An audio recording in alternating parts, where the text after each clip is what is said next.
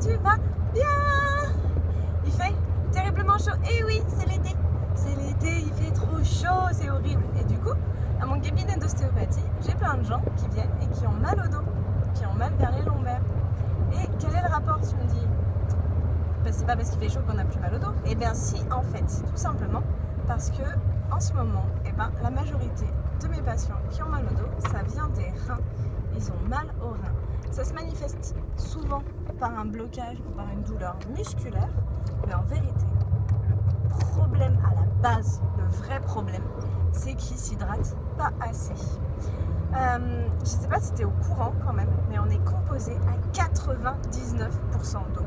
Alors souvent on entend qu'on est composé entre 65 et 80% d'eau. Ça c'est en termes de masse. C'est-à-dire que si tu comptes en termes de poids corporel d'eau, oui, on en arrive qu'à peu près dans ces termes-là. Mais en fait, on est composé à 99% d'eau en termes du nombre de molécules. Tout simplement parce que la molécule d'eau, tu la connais, H2O, elle est toute petite. Et c'est un O, voilà, c'est un oxygène avec deux petits hydrogènes collés sur le côté. Ça fait un peu une tête de Mickey.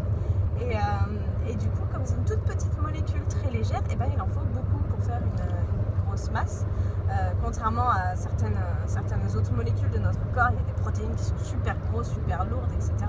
Donc forcément, on est en termes de poids composé environ à 75 à 80% d'eau, mais en termes de nombre de molécules, on est composé à 99% d'eau. Et ça, c'est juste un truc de fou quand tu y réfléchis, qu'on est composé à 99% de molécules d'eau, un peu d'autres molécules, et puis tout ça, ça tient grâce à la magie ou à la physique quantique, mais c'est un petit peu pareil. Donc, comment tu veux aller bien si tu n'es pas assez bien hydraté, si tu ne prends pas soin de 99% de ce dont tu es constitué? Voilà, c'est ça le plus important. Donc, il faut boire de l'eau. Et du coup, pourquoi est-ce que les gens ils ont mal aux reins? Parce qu'ils ne boivent pas assez d'eau. Tout simplement. Alors, comment ça se passe exactement cette histoire de douleur? Parce que j'en ai qui viennent et qui me disent oui, mais j'ai eu des analyses et moi, j'ai pas de problème de rein. Faux. C'est pas parce que tes analyses sont bonnes que ça veut dire que ton rein il a pas mal. Ça veut juste dire qu'il fait son job. Ça veut pas dire qu'il est pas fatigué, ça veut pas dire qu'il en chie pas. La preuve, toi des fois t'es fatigué, n'empêche que tu vas au boulot et que tu fais ton job. Mais ça veut, voilà. Donc le rein, au lieu qu'il te pompe de l'énergie pour faire son boulot, on va lui faciliter le travail en buvant de l'eau et rien que de l'eau. Pourquoi rien que de l'eau? Parce qu'à partir du moment où tu mets quelque chose dans ton eau, ça se passe pas pareil dans ton corps. Quand tu bois uniquement de l'eau, l'eau elle est immédiatement réabsorbée par ton corps et elle passe donc dans tes liquides physiologiques, etc., dans le sang et les liquides intra- et extracellulaires. Il y a de l'eau de partout, tu le sais, je te l'ai dit. Et du coup, quand tu bois que de l'eau, elle passe directement dans ton corps et pour 1 litre d'eau ingérée, tu as 1 litre d'eau de plus dans ton corps. Tu n'es pas obligé de boire 1 litre d'un coup. Mais dès qu'il y a une autre molécule, que ce soit du thé, du café, du sirop, du sucre, n'importe quoi, dans les jus de fruits, encore pire de l'alcool, dès qu'il y a d'autres molécules, l'eau elle n'est pas réabsorbée immédiatement. Elle est obligée de déclencher un processus de digestion qui va non seulement te pomper de l'énergie pour pas grand chose, mais en plus faire que tu vas réabsorber vachement moins d'eau. C'est-à-dire qu'en fonction des molécules qui sont présentes dans ta boisson, pour 1 litre de boisson, tu vas réabsorber, en dehors de l'alcool, l'alcool je sais pas trop, mais en dehors de l'alcool, genre les thés, les cafés, les trucs comme ça, tu vas réabsorber environ, je crois que c'est quelque chose comme 40 à 70% d'eau, donc 400 à 700 millilitres. Donc en fait, même si y a des gens qui me disent oui, mais je bois 5 ou 6 thés ou tisanes dans la journée, ils ne réabsorbent pas toute cette eau. Voilà, il ne faut pas mettre des trucs dedans. Et du coup, il faut réapprendre à reconnaître la soif. On est nombreux à pas ressentir la soif ou avoir l'impression d'avoir jamais soif ou en tout cas à pas ressentir qu'on est déshydraté. Parce que des fois, j'ai plein de patients qui me disent ouais, mais j'ai pas plus soif que ça non plus.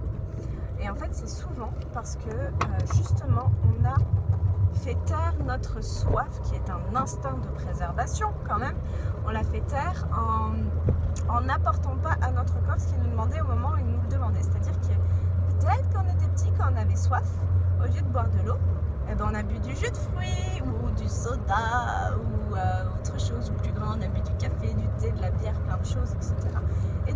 corps il te disait j'ai soif, je veux de l'eau et tu lui donnais autre chose. Donc c'est comme tous les instincts, quand tu arrêtes d'y répondre correctement, et ben ils se font plus petits. Donc il y a plein de gens qui au bout d'un moment ne ressentent plus la soif tout simplement parce qu'ils n'ont pas donné à leur corps ce que leur corps leur demandait au moment où ils le demandaient.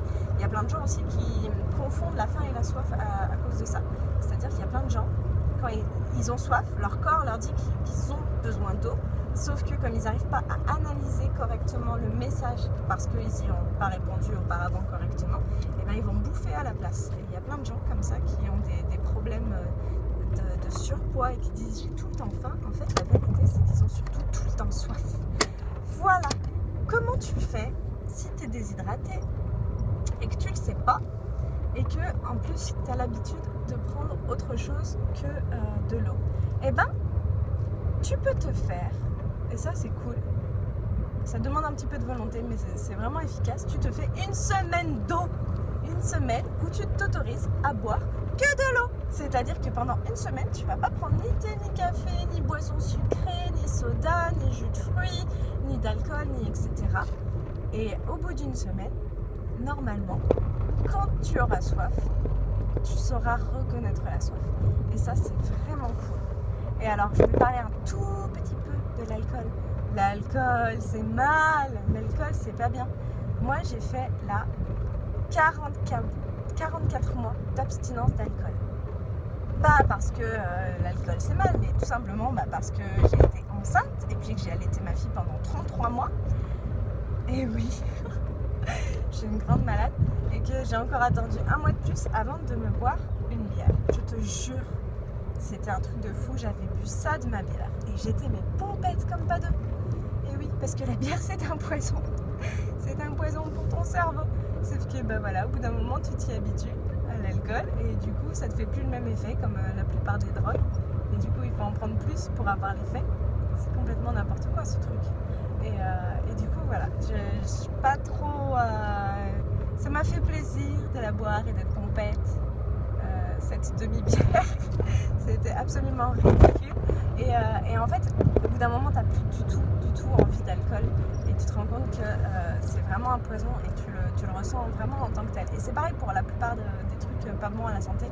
En fait quand tu les arrêtes pendant un moment, quand tu les réintroduis, tu sens à quel point ton corps il aime pas ça. Ça m'a fait la même chose avec le sel, ça m'a fait la même chose avec le sucre, ça m'a fait la même chose avec le gluten, avec le lait de vache, avec tout ce que j'ai arrêté pendant un certain temps. Chaque fois que j'en prends maintenant, de façon très ponctuelle, je sens tout de suite les effets. Parce que je m'y suis déshabituée et que mon corps, il me dit « Mais qu'est-ce que tu fous ?» Voilà. Donc, c'est très important que tu boives de l'eau et rien que de l'eau. Et si tu peux faire une semaine d'eau, c'est trop cool. Ça demande de la volonté, surtout que voilà, c'est l'été, il y a les apéros et tout machin. Mais vraiment, essaye. Tu verras que déjà, tu n'en as pas besoin de tout le reste. Et que ton corps te dira merci. Vraiment merci. Il y a d'autres façons de gérer son hydratation, mais je t'en parlerai peut-être plus tard, peut-être demain, ou peut-être après-demain, ou peut-être plus tard dans la semaine, parce que ce n'est pas que l'eau que tu bois. Mais comme là on rentre de la chorale, oui je t'ai pas fait la vidéo en allant à la chorale, je suis grave à la bourre, et comme on rentre de la chorale, j'ai chanté une chanson, et cette fois qui n'aura absolument aucun rapport avec l'hydratation, parce que j'ai pas réfléchi à une chanson en rapport avec l'hydratation. Je sais même pas s'il y en a. J'aurais pu chanter sous l'océan, mais on va pas faire ça. Alors je vais te chanter le Nabucco de Verdi qu'on fait avec mes choristes. C'est bientôt la fin de la chorale. Là dimanche on a notre dernier concert et la semaine prochaine on a l'assemblée générale et après il n'y a plus la chorale. Donc je trouverai un autre moyen de chanter ou sinon je te ferai pas de chanson pendant tout l'été. Alors, Nabucco.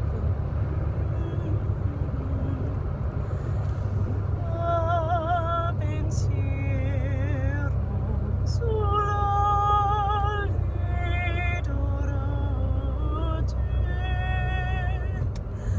la riposa sui clivi, sui colli.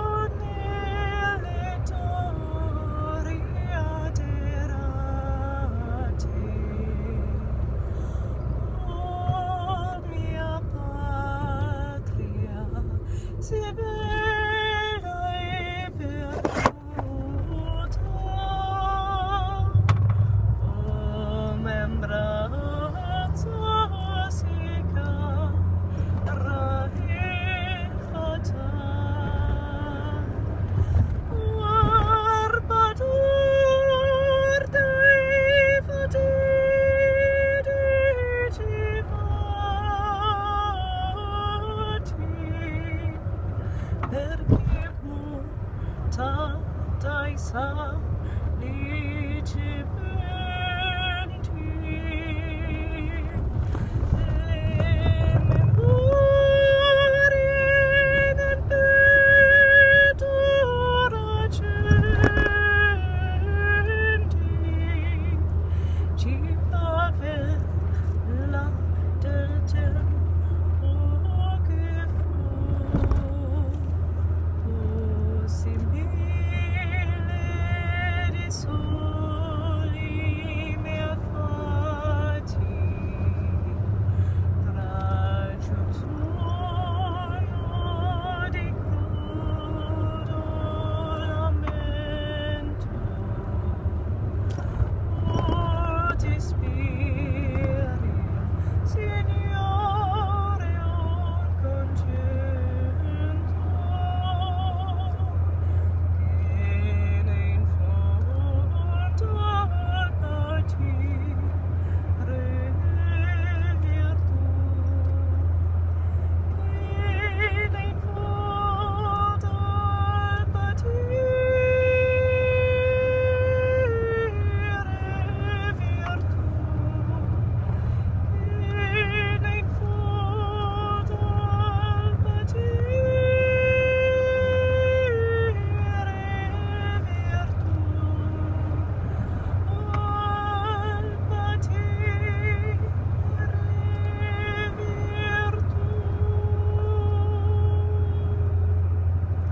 Voilà, c'est vachement mieux à 4 voix évidemment, parce que la plupart des chants lyriques quand même, quand t'as qu'une seule voix, même si c'est la principale, ça rend quand même pas pareil.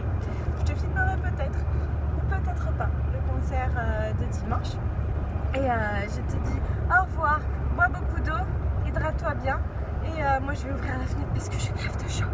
Bye bye.